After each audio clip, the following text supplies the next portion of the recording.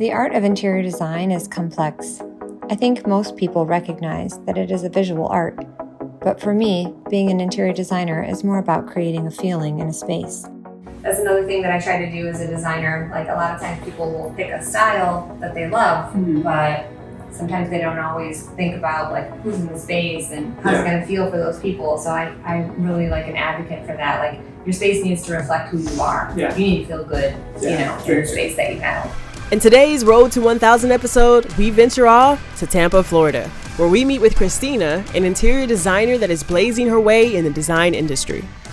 My name is Christina Cruz, and I'm an interior designer, and I've been doing interior design since 2009. Well, tell me a little bit about your home, how you designed it, what went into the aesthetics of what you brought into your home. Yeah, absolutely. So my house is very well lived in. I have a big family. I have 4 children and 2 dogs. Okay. So like, it's very focused for comfort and just kind of hanging out with the family. I want everybody to feel like they can come home and relax after a bad day. So it's very much comfort focused. Good. The homey vibes. yeah, definitely homey vibes. So this is like the room where we like hang out and play games and a little crickety here. But these are some pictures from our travels. So like this one here was done by a street artist in Barcelona. It's I really love to travel. Travel has played a very large influence on my design.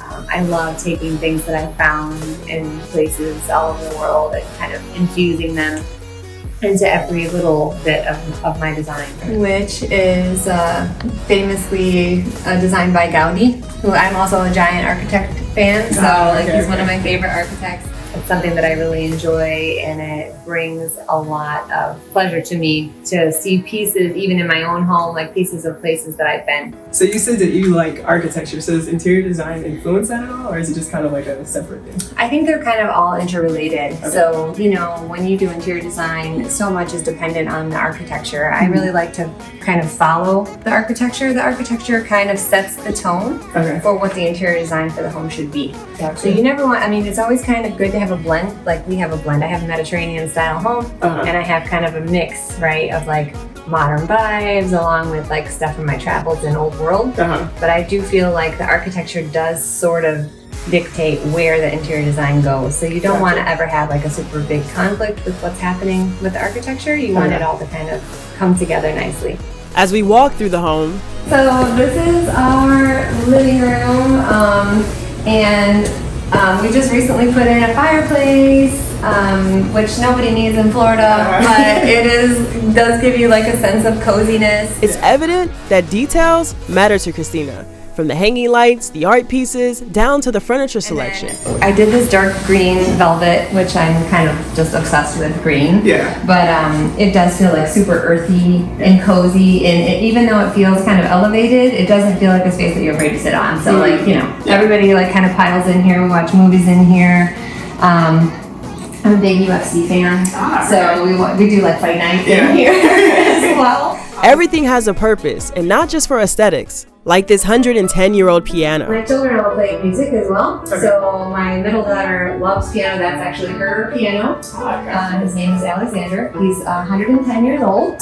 So he's an old man, but very well loved. And it's one of my favorite pieces because when she comes home from college, it's like her stress relief, and she'll just start to play. And it's like, I don't know, it just is such this amazing feeling.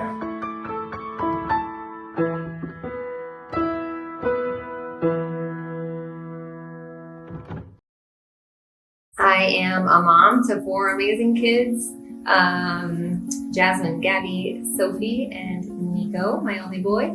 The mom of 4 who is engaged to her fiancé George is all about family, and that is one of the reasons she left her job as a registered nurse and became an interior designer. After my twins were born, so I have 2 girls, and then I had boy-girl twins, right? So after they were born, I was like, okay, I cannot work 12 hours in a hospital. Like, somebody has to be home to take care of these kids. Like, it's just too much. And props to people who do it. I know people do it, but it was just, it didn't seem like a good approach to my life at the time. So I stayed home. to take care of my kids, which was beautiful and insane all at the same time. And I had never not had a job. I mean, not that, taking care of kids is for sure the craziest and most difficult job, but I had never like not worked outside of the home. Gotcha. So I started like meddling in all kinds of things. I had this big house in Ohio and this town where there was nothing to do, and I just started doing all kinds of things. And people would come over and they'd be like, oh, that looks so awesome. Who did that? And I was like, I did it. And then, I do other things, and people are like, who did that? I'm like, I did that. And then it kind of like caught on. I started doing stuff for friends and for family and whatever. And it kind of just became evident, like, if I'm going to spend so much time doing this, I probably should make some money doing this, right? Yeah, that helps. So I went back to school and I finished my degree at the Art Institute of Pittsburgh through their online courses. So kind of, like women always do, juggling things, juggling kids and school and career and whatever. So I finished that, and right off the bat, I incorporated my business. And so, like, after you finished school, you went ahead and did the business, or was it at the same time? Kind of? It was kind of at the same time. Same time. Okay. Yeah. Wow. Yeah. And that was kind of right during the market crash of 2008. Okay. So I was like, well, this is smart, leave like a completely stable job in the hospital and do something creative. Brilliant. Yeah. But it was actually really good because my kids were really small. Okay. And it gave me the opportunity to kind of start out slow and like learn and build. Yeah. And it turned out great. Christina's background in nursing has been a big benefit when it comes to understanding how to lay out potential design needs one may have due to their medical conditions. You would never think that a job like nursing could have really any influence or helpful input to something like interior design, because they seem like so different. Polar opposite, right? Like, how are they related at all? But there's lots of little things, like, for example, like as a nurse, you have to be cognizant of like ADA requirements, Americans with Disabilities, like having a handrail to help people like get in and out of bed or in the bathroom or whatever, and then be cognizant of walkways, like how much space does somebody need if they're using a walker or if they're in a wheelchair, things like that. And those are also really important details in interior design, because it allows for accessibility and all of that. As we continue our tour of Christina's home, we step into the world of the kitchen. So I love black. I feel like people are afraid to use black in design. They're like, oh, it's going to feel so small and so dark, but it doesn't. I mean, I think it feels elegant and a little bit edgy without feeling like too over the top. So my favorite part about the kitchen is the granite. So right now quartz is like all the rage, nobody wants granite, but this is like a leathered granite. So they finish it with acid, and you can feel like it has this really cool texture, and it has this amazing like quartz coming through it, like natural quartzite coming through it. So I love it. Like a lot of times people will use materials like this and like backlight it. You'll see the bars like it's illuminated. The joy of a great kitchen is when families can all come together and enjoy the space, cooking, and celebrating holidays. It's a pretty modest kitchen, it's relatively small, but we cook every day. And I always have holidays here and parties here, and it's really, really functional for us. Everybody, like everybody's house, everybody likes to gather around the kitchen. Exactly. And so we're all here whenever we entertain. No, I love it because you got a lot of space here, and then like, especially when you're like trying to cut sodas in commerce when you don't have enough space. Yeah, though that was one of the intentions with like the giant sink, is like we wanted to be able to prep and just have, it was like form and function. They were equally important in this space.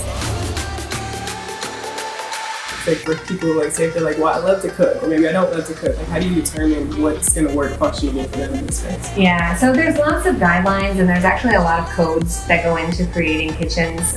Like the history of kitchens is actually really interesting, and it came from like slave times and the help. Because back in the day when people had help, like the kitchens were not a feature. Like now everybody's like, oh, you gotta have a great kitchen and a great primary bath to sell at home, right? But back in the day, like if you go into turn of the century homes, you'll see the kitchen is like this tiny space tucked in the back. Right. That's because nobody cared about the kitchen. It wasn't a showpiece, just the people who were working there. And those people are the ones who literally wrote the book on what the guidelines should, like how big should this space be, so that when I open my fridge, I'm not going to be bumping into whoever's walking past me. And how wide should the sink be in order for me to function properly when I'm cooking? So there's a lot of little things that people don't think of when they're designing a kitchen. A lot of times people will come and they're like, hey, I want all these things, and I'm like, I'm going to show you why. You know, we always do a mock-up. We do 3D renderings to help people visualize like how things are going to fit. And it's a really good tool.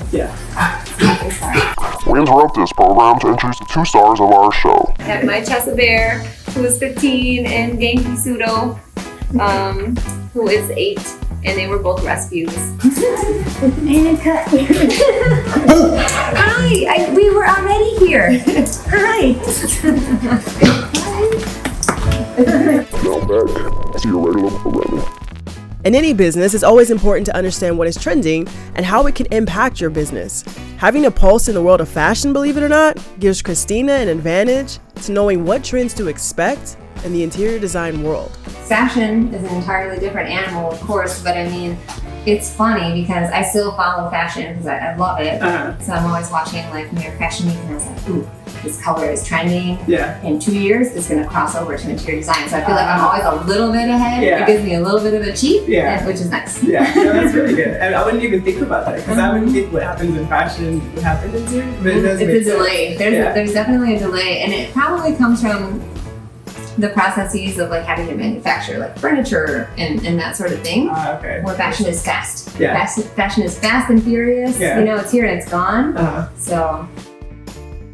So what does interior design all entail, like specifically?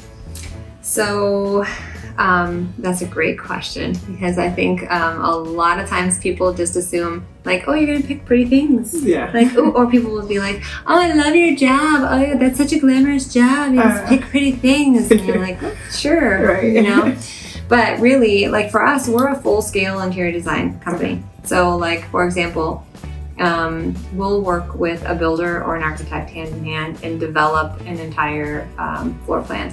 So we'll do schematic plans, we'll do floor plans, everything has to be done to scale. We do CAD models showing like how each space relates to the other, where structural walls are and where they are not, where plumbing is located, where electrical lines are located. Not very glamorous, but absolutely necessary to have your house built properly. So we do that, and then we also do 3D renderings for our clients, like as we're developing the design concept. We'll do mood boards showing like colors and palettes, materials, but that once that gets developed to a point where the client's like, oh yeah, I love this color, I love this palette, then we'll develop that and create 3D renderings showing them the entire space. After viewing Christina's beautiful home, she took us on a tour to see a few of her projects.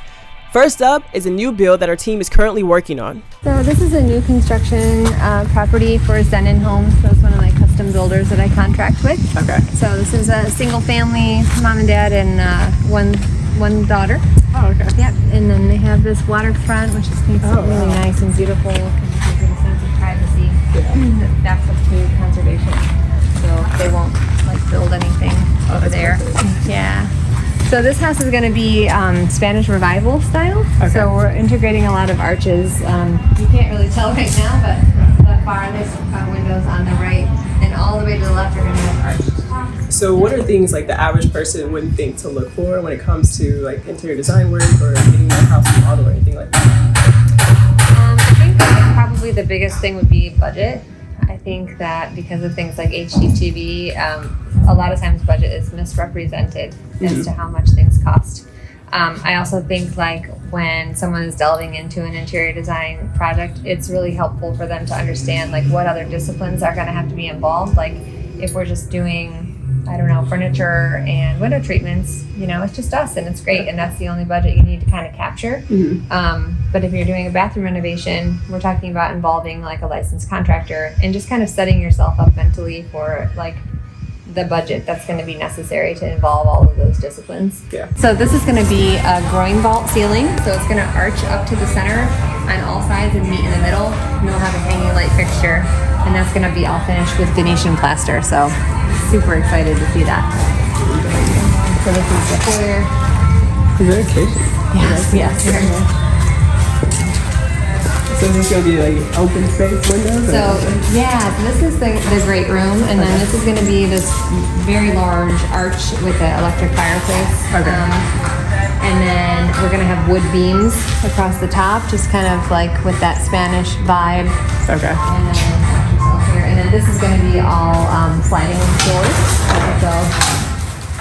So how do you help clients who, because everybody has an idea what they think they want, but they don't really know what they want. So how do you help a client figure it out? So true. Yeah. So true. Like people will say like, oh, I want like farmhouse with industrial, and you're like, that's not a thing. Right. That's not what you want. So, and I think people, there's a lot out there. There's so many magazines, and there's HGTV and Pinterest. Like Pinterest is great, and it's also like my arch nemesis because like Pinterest feed is new every day. Yeah. And then the clients are like, ooh, but I saw this thing, and now I saw this other thing 5 minutes ago. But so I think the way that we really try to dial it in is when we meet with a client, first of all, we send them a questionnaire. Okay. And when I first started, this was something I kind of learned early on. When I first started, the questions were kind of like, what's your style? Do you like modern? Do you like farmhouse? Do you like Tuscan? And this is what happens, right? Like you get these responses, and then you're like, no, that's not what you like at all. Yeah. You say that you like this, but everything that you're showing me is this completely other thing. Right. So I learned that, and this might come from my like fashion background too, like when I meet somebody and I see the way they're dressed, it kind of gives me an indication of what they like, right? Like you pick out your own outfits, like you purchase your own things. So it's kind of an indication of like budget and also like your own personal style, because nobody is telling you, unless you're a child, like no one's telling you what to wear. You're wearing it because you like it. Exactly. So it might give me an indication of the colors that you like. Do you like a lot of pattern? Are you conservative? Are you like really like boisterous and you like more things that are bold? That's been a good like kind of secret indicator. So I'll be like, okay, I got you, on the inside. Right, you can't tell people that. Yeah. Oh no, they know. It's like, she's looking up and down. I know what she's talking about. But the questions have changed over time. So I'll ask people like, what are some brands that you love? Or what are some catalogs that you like, you love the style? Like, maybe you love Restoration Hardware, or maybe you love Serena and Lily. Those are two different looks, but you know what you like. You might not be able to say, oh, I have this particular style, because you don't know the nomenclature or whatever, but you know what you like, So those are kind of how my questions have evolved over time. And I also ask people a lot about like, what's your favorite place that you've ever been to? Like, what's the place that makes you feel good? Because that also gives me some insight into like what makes them feel comfortable. Because at the end of the day, you want your home to be your place. Like you want to go home and feel like, wash away the day. We're at home. We feel comfortable, and so it's kind of been a little bit of an evolution to get people, extract what people really want. Yeah. So do you feel like you're kind of like an expert in it now, kind of? I'm getting there. Yeah. People are tricky, Yeah. I think there's a lot of psychology that goes into it. There is a whole lot of psychology, and you can't help that people change their minds. So, but we're definitely getting better at it. So we have an all-women team at Cruise Interiors Inc., and we're actually a mother-daughter team as well. So my oldest daughter, Jasmine, who's 29, she works on our team, and she's our executive administrator. And then I have another designer, her name is Sarah. And she does a lot of our plans and revisions and a lot of our interior selections, and she's amazing. And then I have my design assistant, Leah, who is invaluable. She helps me with everything you can imagine. And then I have a lot of subcontractors as well, but they're all women team. I have a person who works on my rendering team, Andrea, and my CAD drafter, who is Jillian. So just wanted to mention that we are girl strong over here. And then all over here is the master suite. Lots of stuff as you. You said this is the master? Yeah. Okay. Yeah. So bedroom, and it has its own entrance to what will be the pool, but you can see they started framing out where the pool will be. Okay. Looking around this site, it's obvious there's a lot of work that goes into completing a house project. Projects like these take time and money. HGTV has become synonymous with interior design and remodeling. Though many of HGTV shows have grown in popularity, it's easy for consumers to have unrealistic expectations on all that is involved in completing a project from start to finish. So I like HGTV, but I know that a lot of the stuff they do isn't necessarily realistic as far as like the time and stuff. So how do you feel about like, do you feel like it represents what you guys do well, or is it kind of like, do you have like feelings towards it? Like, how do you feel about it? I have feelings. Yeah. I have feelings. So, it's like love-hate, right? I love it because it brings to light like all of this business. It gets people excited and then they want to do stuff with their house. Yeah. But it is so unrealistic. Yeah. I mean, like, my son likes the Property Brothers, you know, and they're funny and they have this great dynamic and whatever. And they're like, hey, you want to do your kitchen? Okay. Yeah. Oh, it looks like this. Oh, okay. In like 5 minutes, they're like, how about that? You know, like, come on. Exactly. Like, you know, that takes so long. Like, you did not just do that on your iPad. Yeah. So, like, because it sets expectations for clients that are unrealistic. And so they come in to a design session and they're like, oh, what's it going to look like? And you're like, yeah, exactly. I will definitely show you what it's going to look like. But the time and, you know, let's be honest, like the cost that goes into creating those things. Because if it's not accurate, the client's saying like, oh, well, you said it would look like this. Well, I did it in 5 minutes, you know? So it takes a lot of time and consideration to create those things. Those are definitely tools you use, but not in 5 minutes, HGTV style. Exactly. And the other thing is with unrealistic expectations is the same theme, is the time and the budget. Yeah. They're like, we did this for $10,000. It's like, no, you didn't. Because you didn't pay any labor, you know, you probably got free product or whatever. Yeah. So it's that same theme, just the expectations portion of it. Does it really help people really know like what it really takes? Yeah. So do you have to like kind of combat that often, or is that? Yeah, we do, and it's something that we run into. Things that people ask, and especially in relationship to budget. I think people are more understanding about like the realness of the time. I think that's more acceptable to them. Like they get it, like that probably was edited and that didn't happen. You know, like the iPad shot didn't happen in 5 minutes. But the budget is really kind of something that's a struggle bus. So kind of in the same vein, like with DIY, like, you know, like right now, if you go to social media, like everybody's like the DIY king and queen, and it's like all these amazing things. Like, does that play a factor too into like how people approach your style of work? I think so. And I think it also is related back to budget. You know, they're like, oh, well, I have this friend that can, you know, like they can do it. And if you have a friend that can do that, that's awesome. You should definitely talk to that friend because I can't do that for what your friend says he can do it for. But a lot of it is and there are a lot of people that are great at DIY, don't get me wrong. I love to DIY, but it's like there are some things that if you don't know, you don't know. You know?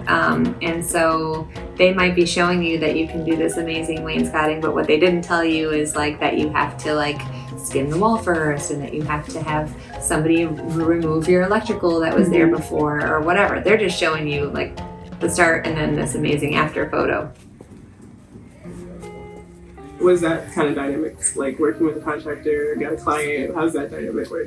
Yeah, so working with architects can always be a little bit, I feel like architects and interior designers sometimes have a little bit of a, you know, I don't know how exactly to describe it, but not abrasive relationship, but it sometimes can always be like, am I stepping on your toes, or are you stepping on my toes kind of thing, you know, like there's like a fine line where it's like, well, you're not an architect, and well, you're not an interior designer. Exactly. You know, so there's always that. There's a couple things that always come up when you're designing a house with architects, and like architects will design on the space, but not maybe on the room. And so then you'll get the electrical plan back, and you're like, this doesn't make any sense, because when I'm in this space, there's going to be lights over there. It's like, oh, well, it's centered on the room. Well, it's not centered on like the space, you know what I mean?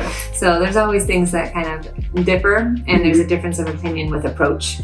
But you know, with how long I've been doing this, I have a pretty good relationship with the architects that I typically work with, and so it's not bad for me anymore. It was a little struggle at the beginning, you know. This is the entry from their garage, and that will be their laundry room. Okay.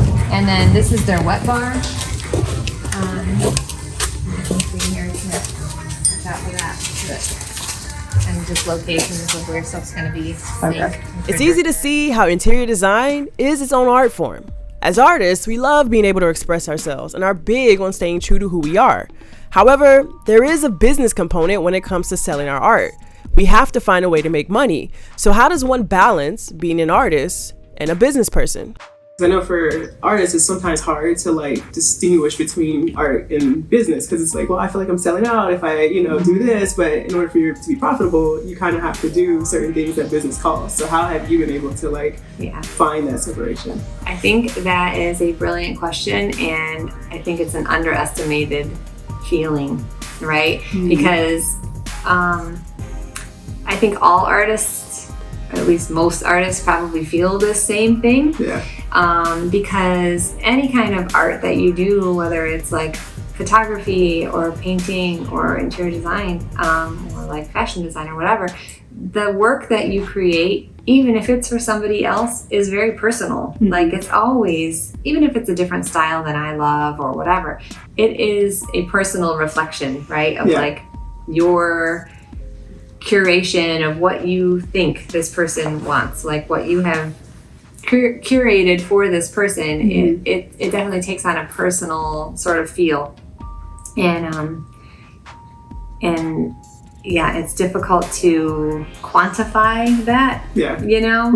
And I feel like especially when I was brand new, it was a very raw feeling, because you're like, oh, like, I mean, I love this, I think this is great, but what if they don't, or what if they do? But it's also like, it's a labor of love, right? It's something you do that you love, and how do you put a price on that, and the whole sellout vibe, right? It's like, art is not something that you want to put into a sticker, like a price sticker. Exactly. But I feel like you have to kind of move beyond that, and I think something that really forced me to move beyond that was, one, just growth, right? As I got bigger, I had to have more people on my team, and it's like, well, I might feel very personal about it, but at the end of the day, on Friday, they need to get paid. You know what I mean? Like, nobody is about working for free, no matter how much they love their work. And then also just the amount of time, you know, when I first started,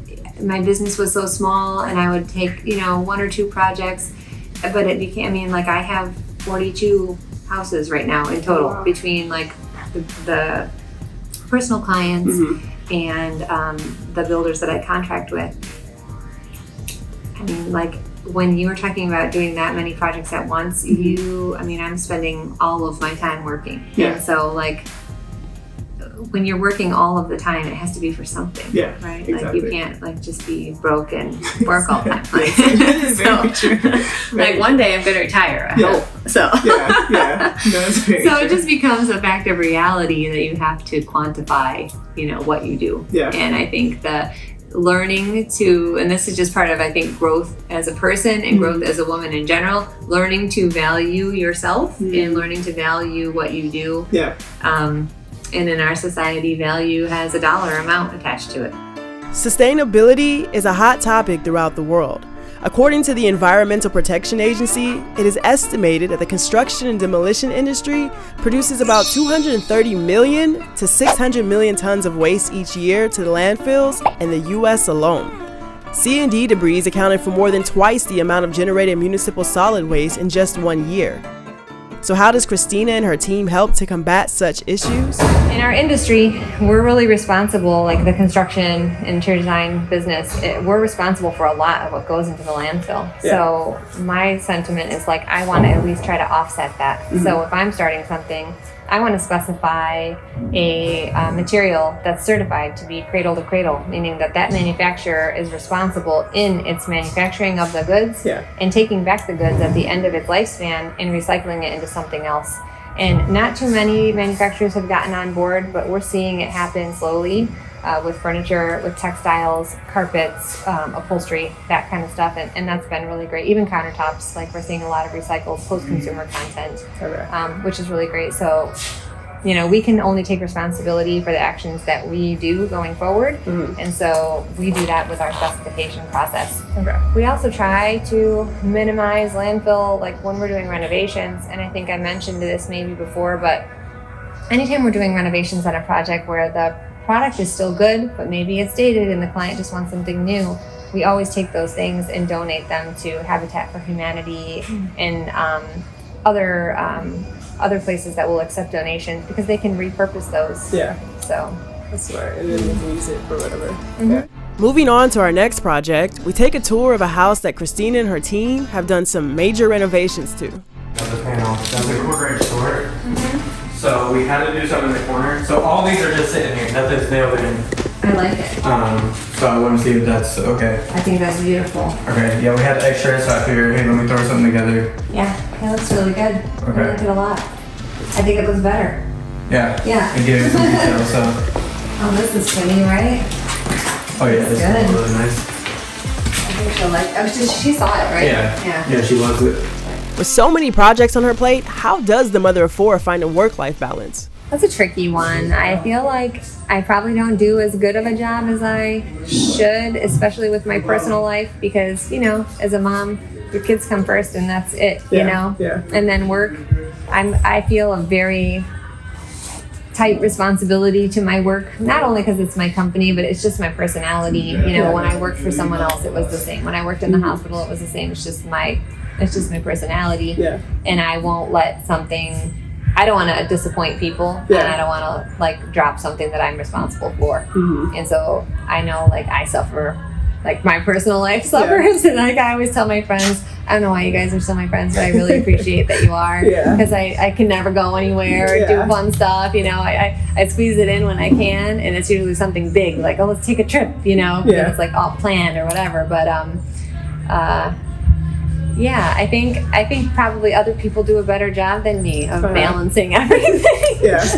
That being said, be able to have a business, because that's like something, especially with me being, because I am single, I don't have children responsibilities, but I find like when you don't have responsibilities, like something to keep you on track, like you can just kind of go freeform and forget, like, no, you should get up and get work done, like even though you don't have responsibilities. Like, so I feel like it kind of gives you an edge a little bit to be like, okay, I got to get stuff done, because I don't get time to just waste, because I do have to take care of all these priorities. That's true, because I know some people will be like, oh, how do you have time, you know, how do you have time to work out like every day? How do you have time to like do whatever? And I'm like, I don't know, I take the time I have, you know, like we don't have the same amount of time. I don't know, I get up early, I go to bed late, I don't sleep very much, but you know, it does kind of force you, you're right, it does kind of force you to like get the stuff done, because you don't have a choice otherwise. Exactly. There are many layers that go into an interior design project. A project doesn't just start by adding beautiful pieces into the home. Before the glitz and glam comes the, well, we'll call it the process. The process goes a bit like this. First, Christina gets the architectural plan from the architect after he meets with the clients and lays out the designs for the home. So this is typically kind of the process that we go through. So I'll get an architectural plan from the architect that they want to send for permitting. So they'll release it to me. By this time, usually the client has sat down and looked at this plan with the architect, and then I'll get it and I'll be like, what the heck is this? This doesn't make any sense. And then I go through the rest of the house and, you know, kind of do that. So how do you understand? Because when I see it, I'm like, this looks like, you know, some kind of like formula that I don't understand. So how do you understand? So on an architectural plan, every line has a meaning. Every line weight has a meaning. So if it's a lighter line, it means something. If it's a darker line, it has another meaning. If there's a hash through it, it means that it's like a structural wall.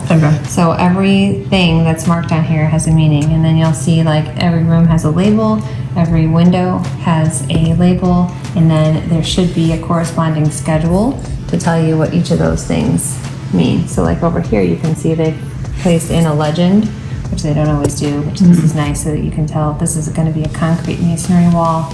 This is non-bearing, a bearing wall. That means it's bearing weight. Because it can't be manipulated within the structure without the roof line changing. So there's lots of things like you have to pay attention to and know what you're doing in order to make changes that make sense. Then she would go through the plan to check for changes. So we'll kind of scope through this and decide what we think is odd or anything that we want to change. This will tell you everything from every single door that's listed and what the size are, the square footage of each space, all of the windows and what their heights and shapes are. And this is good for you guys because then you're able to figure out what to put into the gotcha. And then you'll see that they'll include plumbing and electrical here. And this is another thing that we always have to look through because this is something that we change as designers, at least myself, a lot. I find myself changing the locations of those, which sometimes requires a re-permitting. So we try to jump into this process very early on to avoid delay in the build. You have to know a lot of math to be able to do this right. There's a lot of mathing every day. Then she will send them her desired plans along with elevations. What I'll do is I'll create my plan. I'll come back and I'll say, okay, that's great. Thank you for providing that, but this is what we're going to do. And then I'll provide my plan. It shows all of the changes, and then I'll provide elevations of each space. Okay. And then each elevation, it will show specifics. Now, this is important for when the crews come. So when the plumbing crews come, they have measurements from left to right. And how long does it take to put something like that together? Oh, this has been, this will be, I think, 16 months start to finish. 16 months longer. Then she dives into the look of the home. Now we're going to dive into the look. How do you want the space to look? How do you want the exterior to look? And start putting together components, lighting, driveway details, garage details. Yeah. This deep dive covers everything from wall plaster, archways, furnitures and appliance selections, plumbing, and so much more. We do everything from selecting the toilets to the sinks and the faucets and lighting. And is that part fun at all? Having to pick out this stuff? People are very opinionated about their plumbing. So I feel like we have to kind of get their guidance, especially for finish. And then once it gets going, it's okay. The plumbing is always the finishes are fine. It's getting all the pieces parts. So every brand is valve specific. So if I choose a specific brand of wall filler, I have to make sure that I have the corresponding valve and rough-in that goes in. So it's a lot of building things with parts. It can be a little tedious. Gotcha. Yeah. AI technology is being felt throughout every industry. The design industry is no exception. With countless new programs providing more accessibility and creating rendering for clients, the expectations are very high. Artificial intelligence really hasn't affected my industry too much. I definitely feel like the digital impact and renderings and stuff like that have been a big component, and is also something. It used to be we'll do that for our high-end clients, but now it's everybody, because of HD TV, and because programs are becoming more accessible, even simple ones that kind of look like The Sims. People can do it on their own, so they really expect it. But I kind of mentioned it earlier too, it's become a very good tool for us to sell a project and also to get the client a good understanding of what's happening. So if you're a client and I'm showing you this is going to be great, you're going to love it. And you're what in the world am I looking at? I don't even know what this is. And I'm what do you mean? This is your kitchen. It's going to have this cool table. Right. And I'm sure people are what? I just see some squares. I don't know what I'm looking at.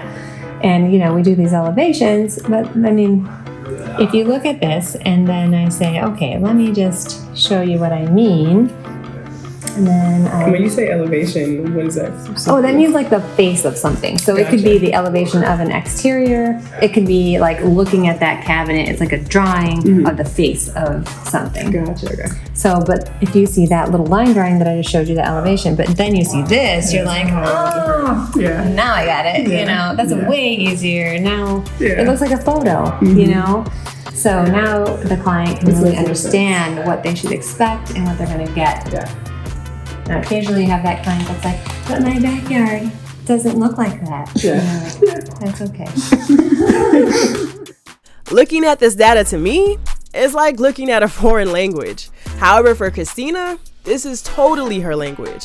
It's obvious to me, she really knows her stuff. So how did you find confidence to get to that place? Like, because when you first started, were you like nervous? Like, did you go to projects like, oh, I don't know if it's good, to the point where now you're like, no, like this is good, like, or do you still deal with that? Yeah, no, I'm always nervous, like a little bit, and I think that's good. Like it keeps you accountable to yourself, right? Like, especially when you work for yourself, there's nobody checking to say like, oh, you know, like, I don't know, like, did you check this or did you check that? I mean, like, I do that within my company, but like nobody's doing that to me. Like, so I feel like a healthy little bit of nervousness is good to keep you on your toes and keep you accountable for yourself.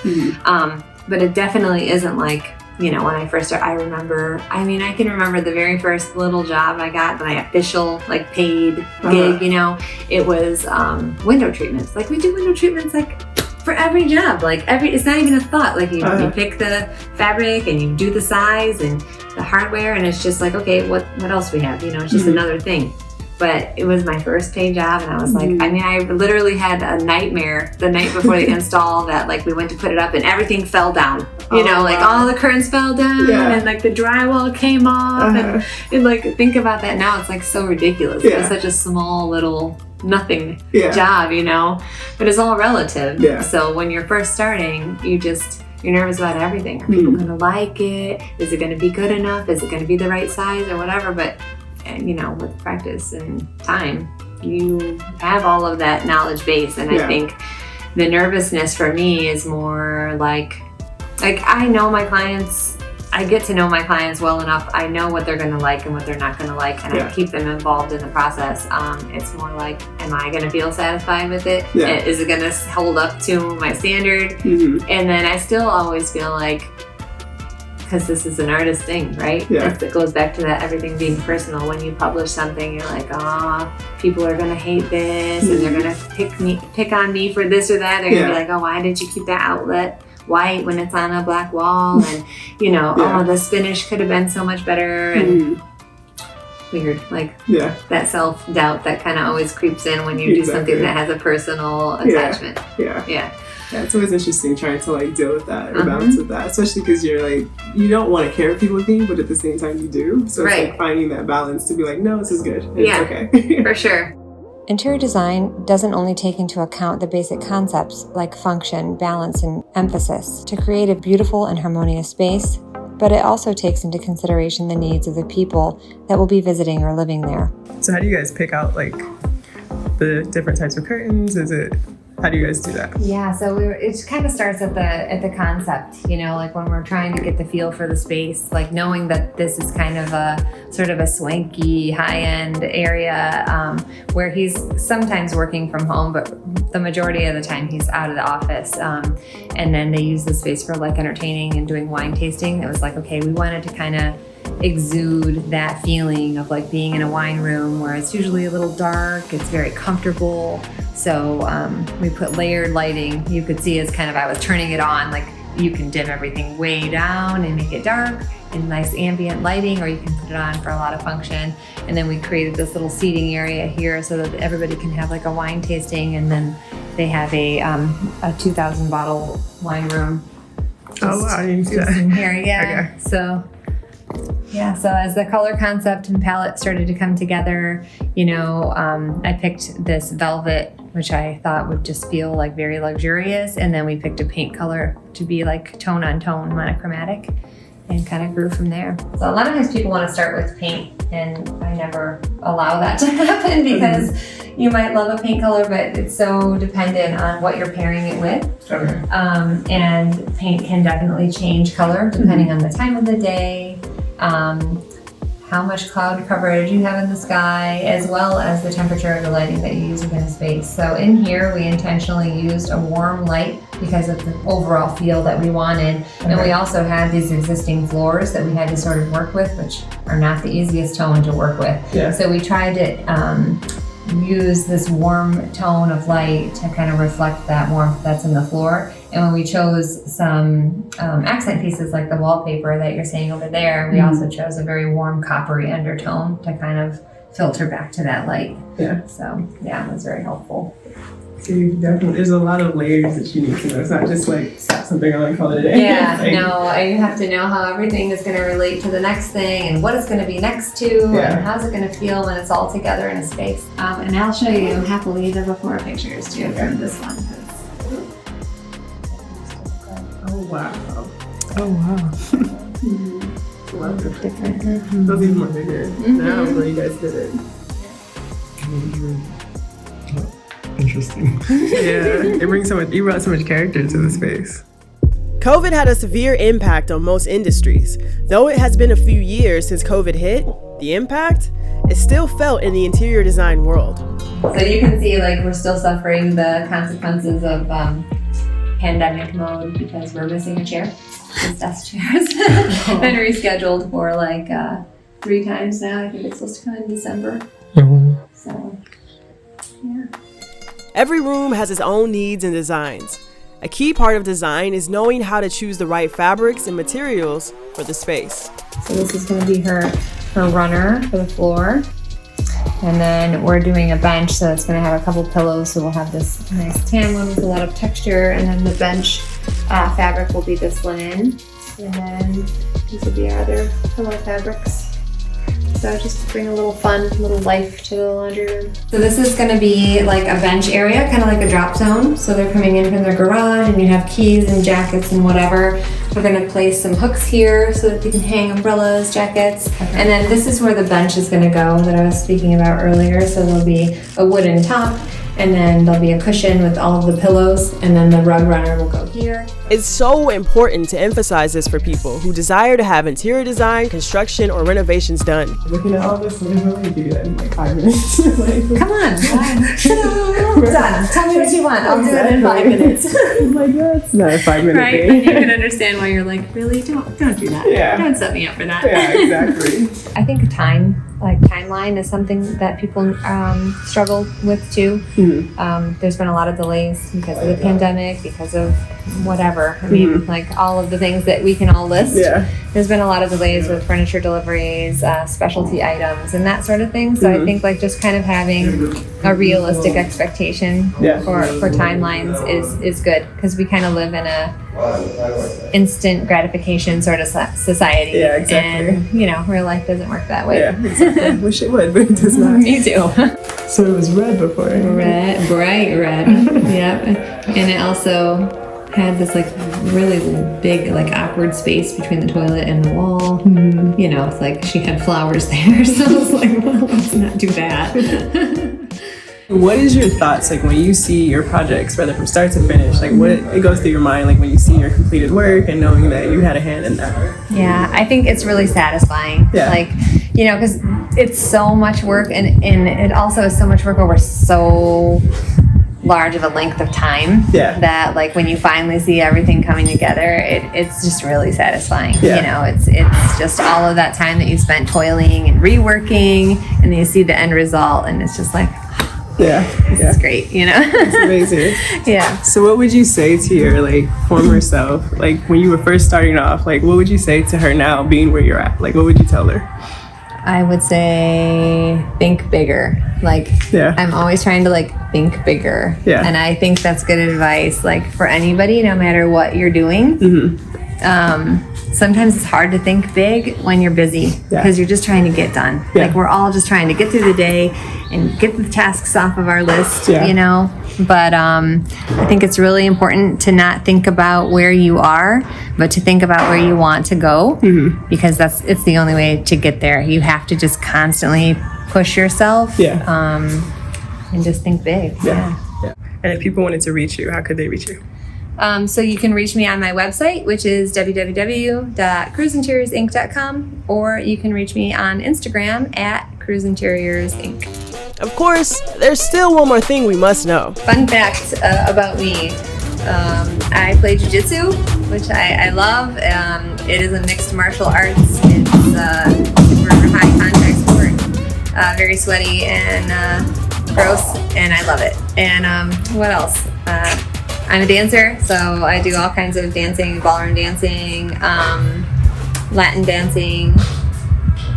I love to travel. Those are my fun facts. Interior design is a world that is far more complex than television will ever show. Finding the right person who can help you bring to life the vision you desire is key. Making sure that person is equipped and knows what they're talking about is so important because it can be the difference between your wallet and your comfort. I can confidently say Christina is worth the bill. Her work speaks for itself and her knowledge is proof that you will be in good hands.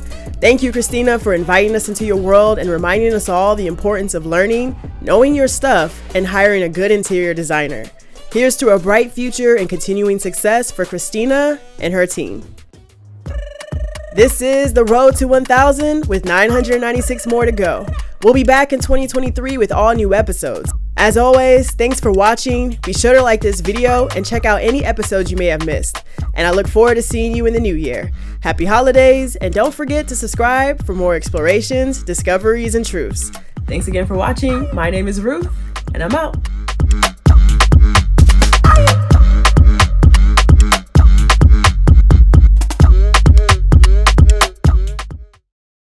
And then you're going to step forward and put your feet together. And then we're going to step forward with the left foot. So 5, replace the weight, 6, 7. Then you got to get your elbows in your moving.